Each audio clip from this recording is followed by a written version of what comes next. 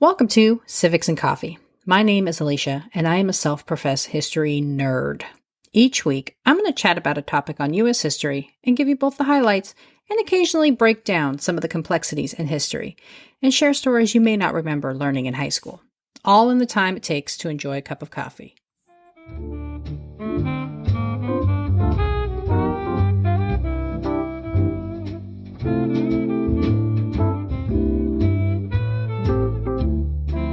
Hey everyone, welcome back. If you've been a longtime listener of the show, then you may remember I welcomed Dr. Lindsay Chervinsky as the very first guest of the show.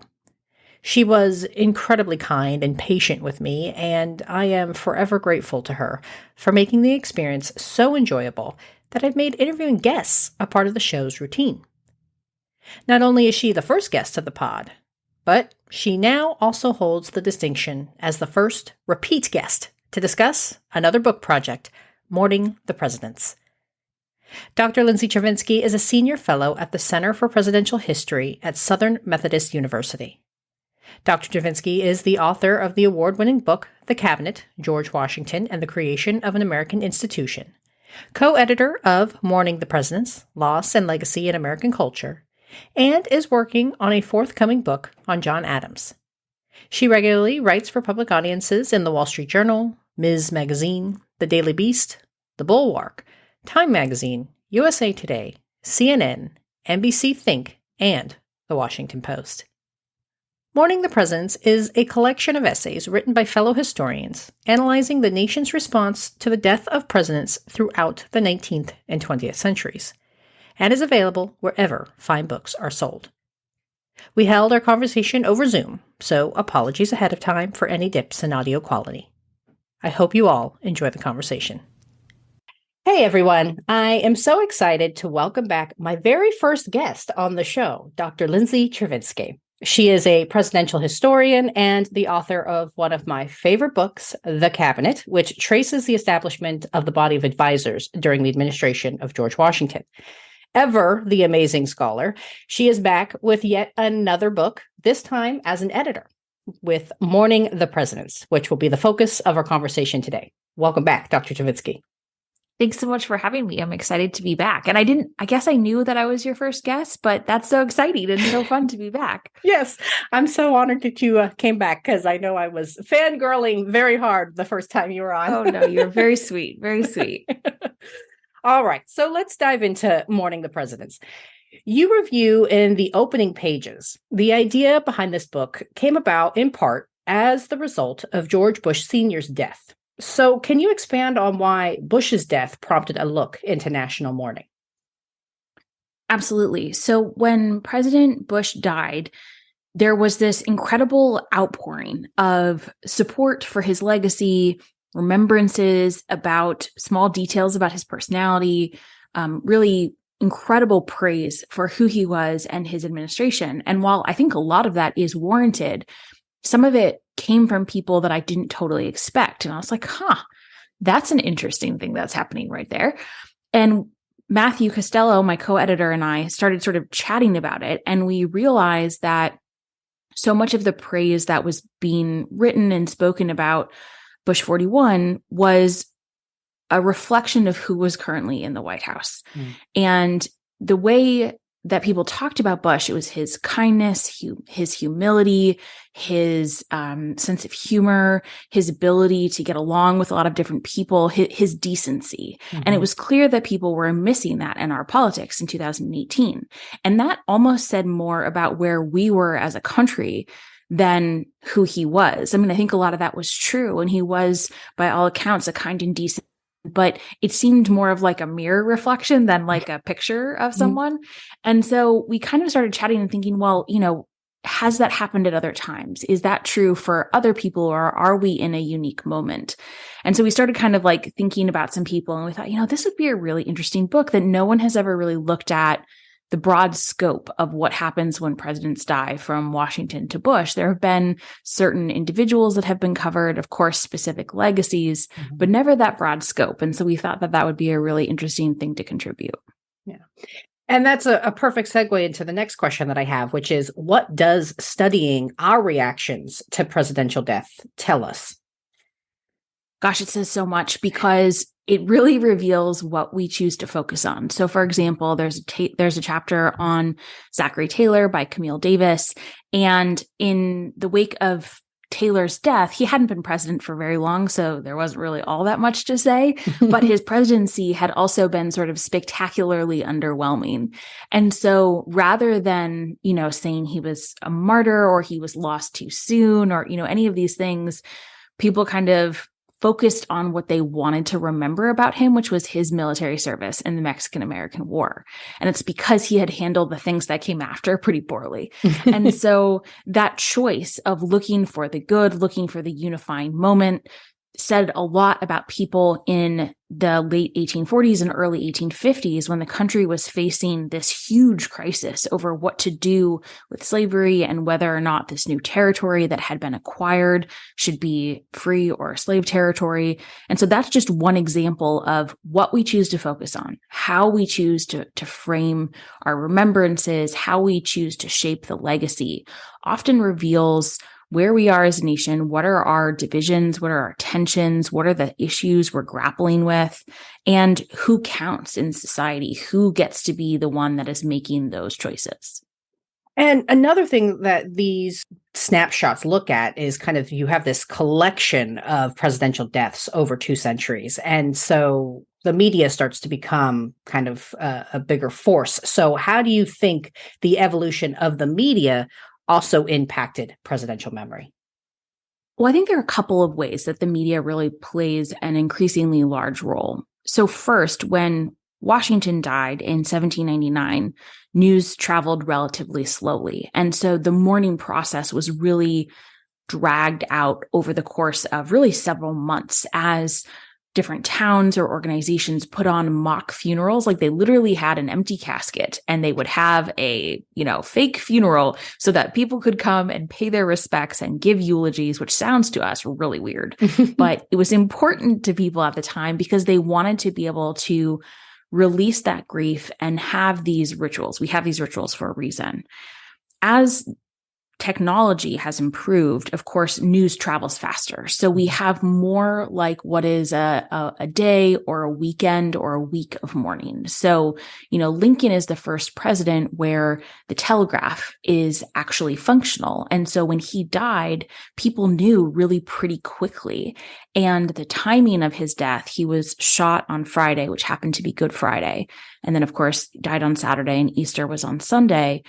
The timing, because people knew about it that weekend, it took on this additional resonance of, was this some sort of like religious second coming situation? So I think that the timing, how that mourning is shaped is one technological piece of it. The other part of media, of course, is that as things like radio and television have emerged, that becomes a huge part of the presentation because all of the ceremonies are crafted not just with the people physically present in mind, but the audiences at home. And so Reagan's funeral was a great example of this, where technology was really front and present. And the Kennedy funeral was the first one that was really televised, which is why so many people, I think, have poignant memories of both where they were when they learned of his assassination, but also viewing, Jack saluting his father. So without the television, you don't have those images in your mind. Yeah. And funny, you touch on Kennedy and Reagan. Those are 2 presidents that, we know died in the modern era, and their services also. So not just the media attention, but their services were so intricately planned. And so how do you think these ceremonies influenced at least their short-term legacies? Yeah, it's a great question. So in the case of Reagan, the family had a very long time, of course, to plan this process because Reagan had Alzheimer's. And so there was no surprise that this was going to be the result. And in some ways that I think it almost made it more sad because it was this slow, lingering thing that everyone knew was coming. But because they had that time, they were able to really make sure the service presented Reagan in the way that they wanted him to be remembered, that he was this happy warrior, that he spoke for all, he really appealed to all Americans. It was a moment where the United States was in the sun. It was sort of the ascendant moment at the end of the Cold War.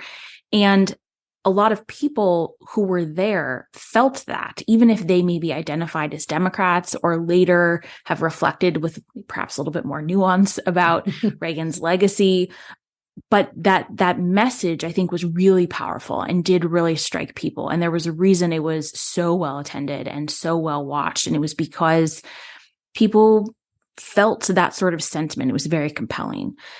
With Kennedy, I think because of the horrifically violent nature of his death and then the incredibly tragic demonstration of his young family no longer having a father, it caused a lot of people to see him as a martyr for the civil rights cause. There was a sense that maybe his death had something to do with his spoken support for civil rights legislation, even though, of course, it didn't pass until he died.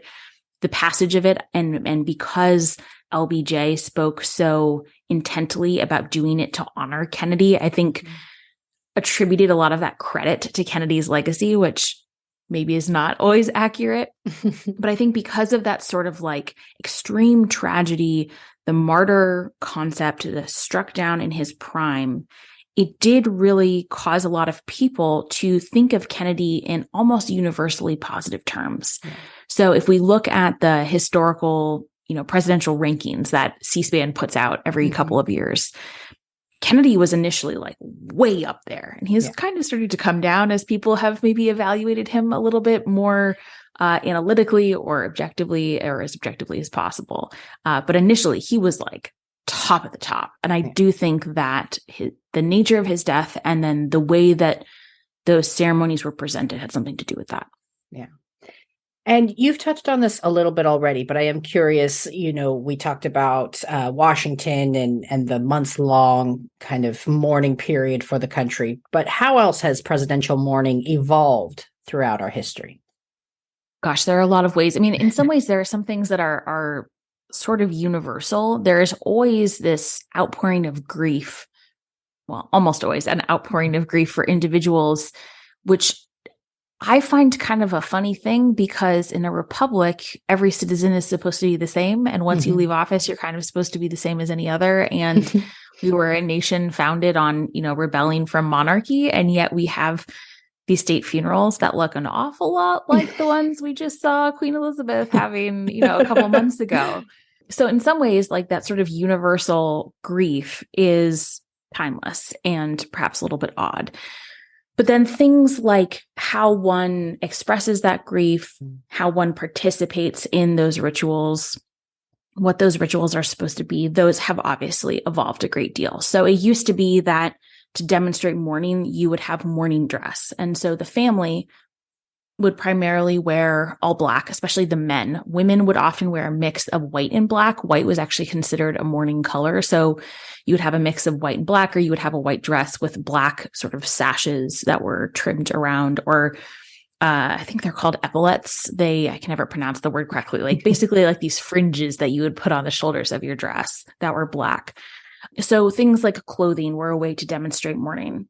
People would request clippings of the deceased person's hair to put in jewelry, like mourning jewelry, or to preserve, which we obviously would find a little distasteful today, but it was considered to be sort of standard mourning practice. So people wrote to Martha Washington and wrote about how their father had served with the general and how it had been so meaningful, and could they please have a clipping of his hair? And she often complied, which I think is pretty remarkable.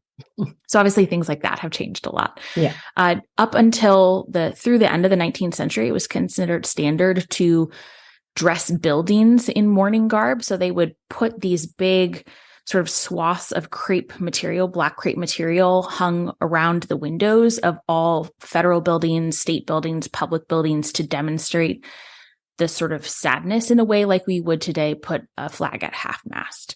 So those are just a couple of examples of how the practices of participating in these things have changed quite a bit. Yeah. And you touched on Washington, so let's dive into him a little bit. In his chapter, there is a discussion about the launching of historic preservation. And so why do you think homes become such a focus of preservation for Americans? Yeah, it's a great question. So the chapter on George Washington is written by Mary Thompson, who was a historian at Mount Vernon for decades and has forgotten more about Washington than anyone else will ever know. And so she really has a great firsthand sort of experience and knowledge to be able to pull this information together. I think that buildings become important for a couple of reasons. One, people didn't move around as much as we do today. So they tended to stay in one place, especially if you were the eldest male in a family and you inherited the family home. So it often had generations of family ties to this place and had much more symbolic meaning than we typically attribute to our homes today. Second, anyone who's ever been to one of these historic places knows that when you go in, you get a sense of the person in a way that I think is almost impossible just reading, because we are very visual creatures and we, as children, first learn by looking at things, and that never really is erased from our brains. And so when we see a place, we can immediately get a sense of what they value: the artwork, the color, the design, the layout of furniture. These things reflect their choices, their preferences, how they want to live. And so it is very personal in a way that a lot of other things are not. And the final piece, I think, they were huge aspects of pride. The home represented their success, their status, their privilege, their prestige. It's one of the reasons they cared so much about it. It's one of the reasons they put so much money into it. And so it was kind of the embodiment of their work in terms of like their wealth in a way that is a little bit hard for us to comprehend. So I think the immediate push to preserve these things was both a reflection of how important the homes were at the time, but also, what they meant to the person. And then over time, we have valued them because they do give us that sort of inner glimpse at who the people are. And this book is several looks at different presidential deaths. It's not all of them, as you so eloquently pointed out in your introduction to the book. And so when you look at somebody like Washington and contrast him to the several other presidents who have died over the years, how does the response to the death of somebody like Washington contrast to other presidents, such as Teddy Roosevelt? Well, Washington and TR are such an interesting combination because I think there was an immediate sense by Americans that both, upon their deaths, immediately everyone knew that they were going to be legends. Like they were they were such huge figures in American imagination and in American history for different reasons, but they dominated the American landscape. And so in that way, they sort of have this similarity. What's different about them, I think, is Washington had this place that we've talked about, Mount Vernon, that was so closely associated with him, whereas TR really didn't. He had moved around a lot. He had spent his life sort of exploring. The home where his family lived was still a private home because his wife outlived him by a lot, and he had children that lived in the space. And so there wasn't really a place that people could visualize as being associated with him. And there wasn't a place where people could go to pay their respects. And so one of the things that the chapter by my co-editor, Matthew Costello, he talks about is there's this immediate effort to try and find a way to memorialize TR in a way that no one ever really had to do with Washington because it was so clear where he belonged. Mm-hmm. And so with TR, people like kind of trying to find monuments. They're trying to figure out, do you have, statues in front of libraries? Or museums? Do you have recreations of his childhood home? At some point, eventually Sagamore Hill, where he spent most of his sort of later life and he died. And once his wife had passed away, it did become a National Park Service site, but there is no presidential library. They're working on one in North Dakota now. But the fact that the place that he is associated with is so contested is a very different thing than with Washington because his place was never contested. Shifting to another president, the essay on Jackson highlighted how reactions to his death were mixed and a bit of a departure from others due to partially the partisanship of the era. Are there other examples of such reactions in our history? Sure. Yeah. I mean, I think that there are certainly in the 20th century, there have been times when people have had mixed reactions. I mean, Nixon is a pretty good example. The chapter on Hoover talks about how there were attempts to really speak to his contributions, but they were all kind of marred by his time in the White House, which was considered the low moment of his public service career.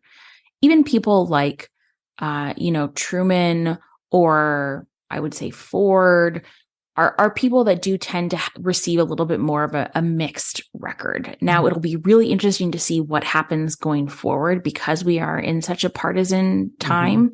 I think it would be almost impossible to have like a uniformly positive reaction just because of the tensions that we're facing in our political system. So I suspect that will become more the norm than the aberration.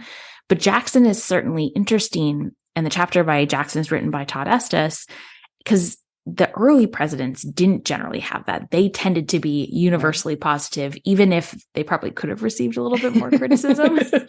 I don't know that people really criticized Madison's sort of bungling of the War of 1812 when he died, but they could have. But Jackson, because he died relatively close to the time that he left office, and he had been such a divisive figure and had played such a huge role in the creation of the modern two-party state, people couldn't really look past that political role. So even if they really liked him, even if they were supporters, some of them really did have to kind of acknowledge, well, he was a really political figure. He was a really partisan guy. And, hopefully in the future, history will be able to view him more objectively, and then we'll love him like we do, which obviously has not borne out. Well, and then one of the things I found fascinating was that Andrew Jackson's death prompted this mixed reaction, as we've talked about.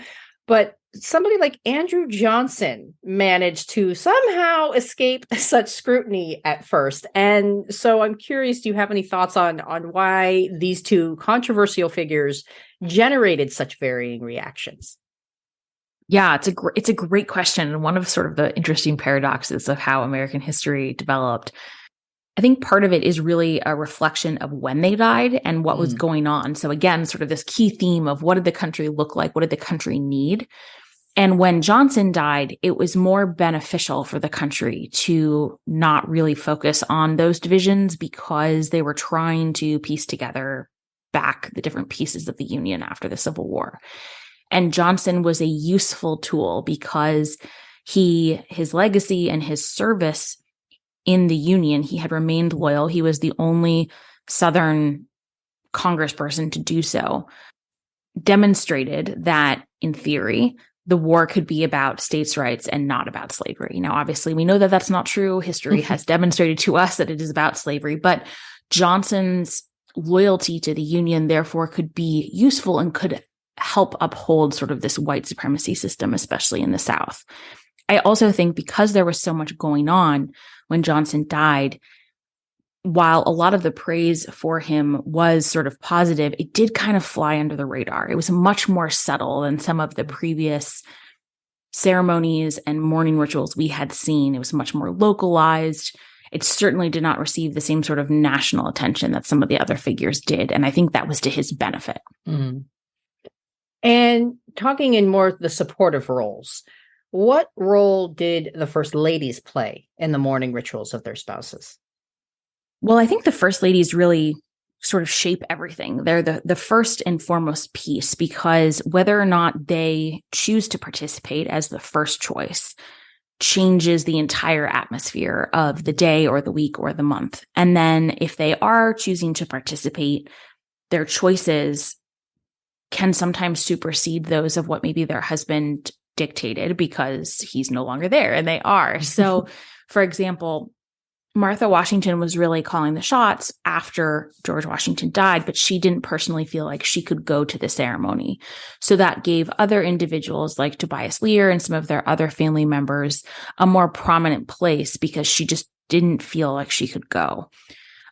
Mary Lincoln also did not attend Lincoln's, which was something she was actually pretty roundly criticized for.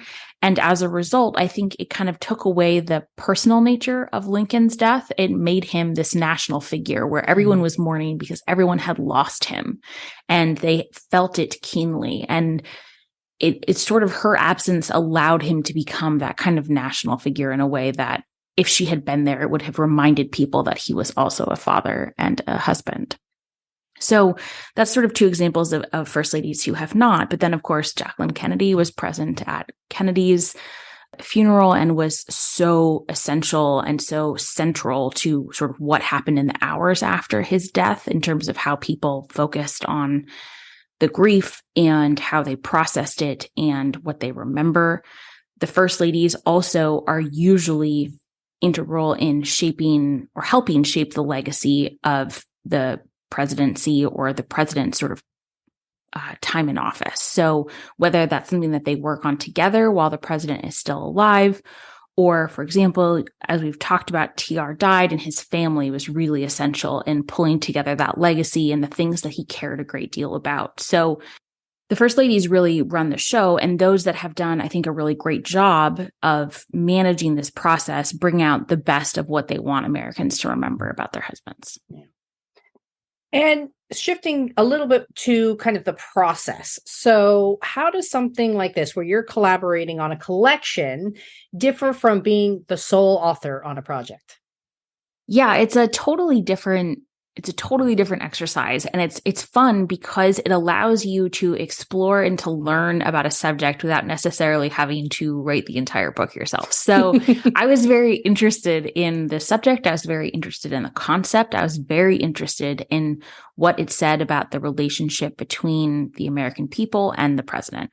But I didn't necessarily want to write a whole book about it or spend the time that would be required to become enough of an expert in it to write the whole book on it.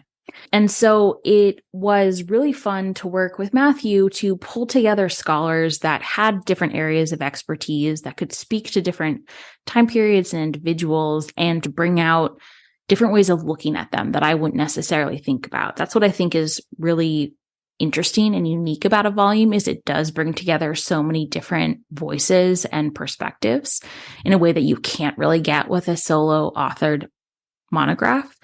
And, you know, the way we decided to do it is we knew that there were a couple of big ones that you have to hit. We wanted to have Washington because he kind of starts everything. We wanted to have Lincoln and Kennedy and FDR and George H.W. Bush because he was the one that sort of prompted it. And then we were open to kind of figuring it out from there. We wanted to have chronological balance so that the 19th and the 20th century were fairly represented. We wanted to have some chapters that honestly acknowledged and analyzed the role of race and slavery so that that was an important part of the story. We wanted to make sure we had a balance of, you know, the lesser known and the big names. And we wanted to make sure we had people who were writing for the volume who represented different ways to be historians. So we, of course, had tenure track professors, we had graduate students, we had public historians, we had people who worked at presidential libraries. And that was really an intentional choice and one we worked hard to balance and was, I think, worth it in the end.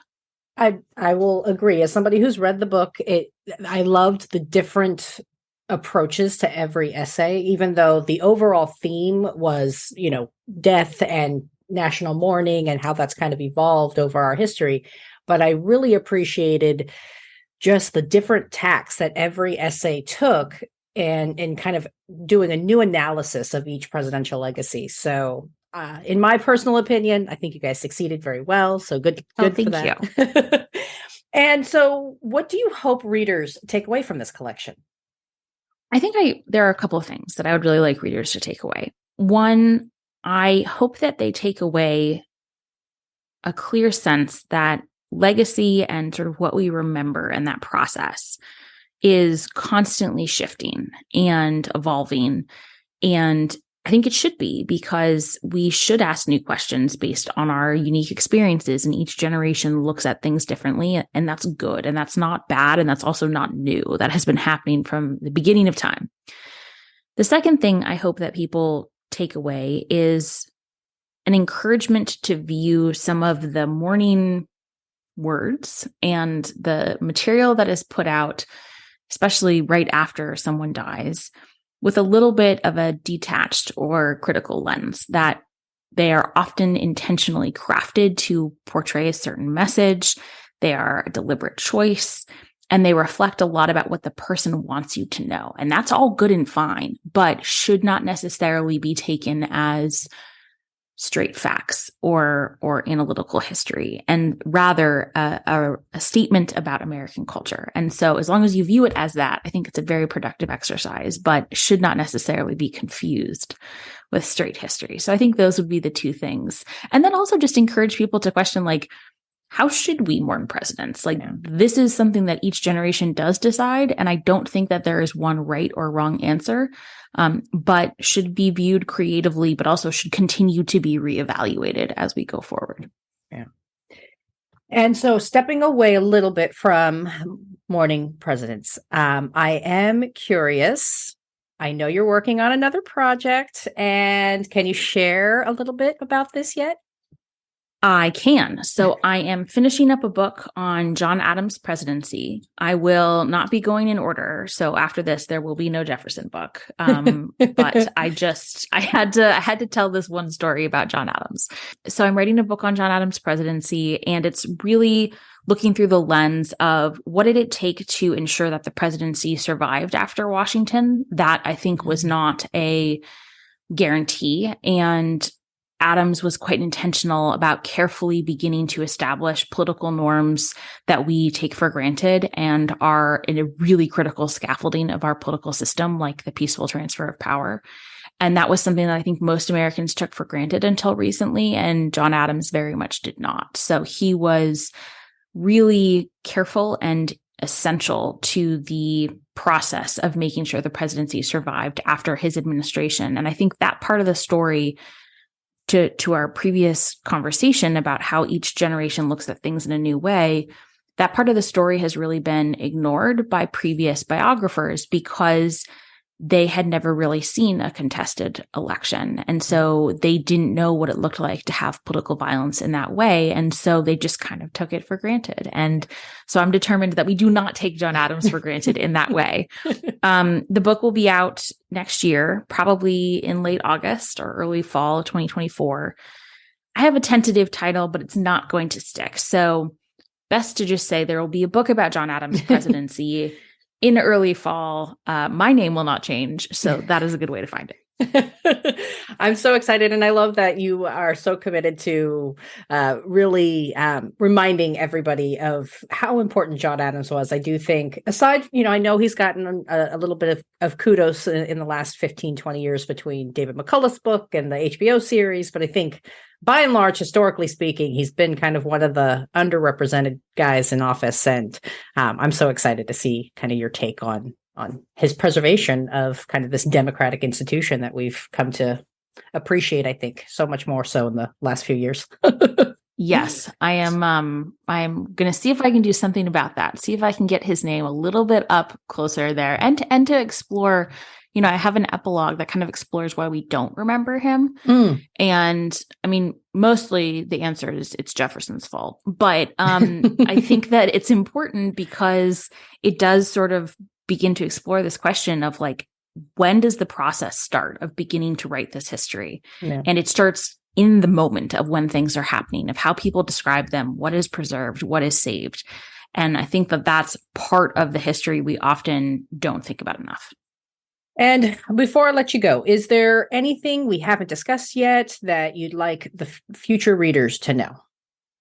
Oh, I should. Yes. So if you're interested in this volume, you can buy it wherever you like to buy books. But the University of Virginia Press, which is what the press that has published it, they up through June, they are offering 30% off with the code 10, like the number 10, mourning.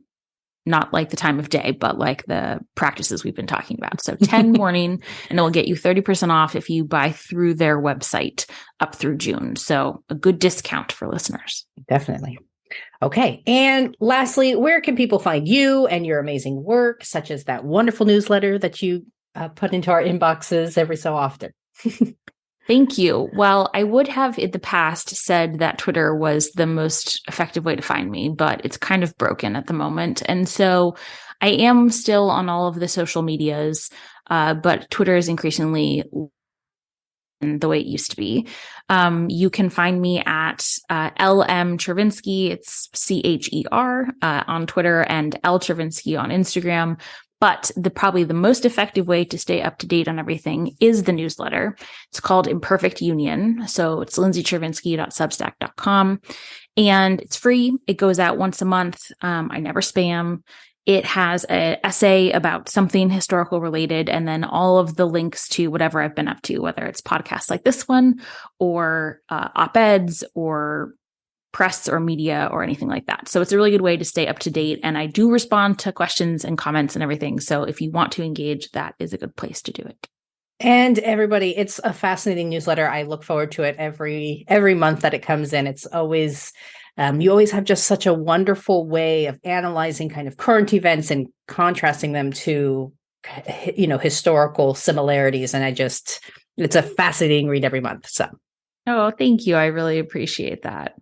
I don't know how Heather Cox Richardson does that every night, but I'm happy to do it once a month. And so that's yeah. It's someone the other day was very kind and said, "I wish you published more." And I was like, "I wish I did too, but I need sleep." So I'm sorry about that. Well, it makes the nuggets that you do bring us just such more value, in my opinion. Oh, thank you. That's very kind. Okay, so thank you again for coming back. And to all my listeners out there, I highly recommend picking up a copy of Mourning the Presidents. It is a wonderful analysis of national memory, political history, and the legacies former presidents leave behind. Thank you again, Dr. Chervinsky. Thank you for having me. I really appreciate it. It was such an honor to welcome back Dr. Chervinsky, and I hope you all pick up a copy of her latest, Mourning the Presidents. Check out the show notes to use the discount code Lindsay mentioned during our chat, and be sure to check her out over at her website at www.lindsaychervinsky.com. Thanks, peeps. I'll see you next week. Thanks for tuning in, and I hope you enjoyed this episode of Civics and Coffee. If you want to hear more small snippets from American history, be sure to subscribe wherever you get your podcasts. Thanks for joining me, and I look forward to our next cup of coffee together.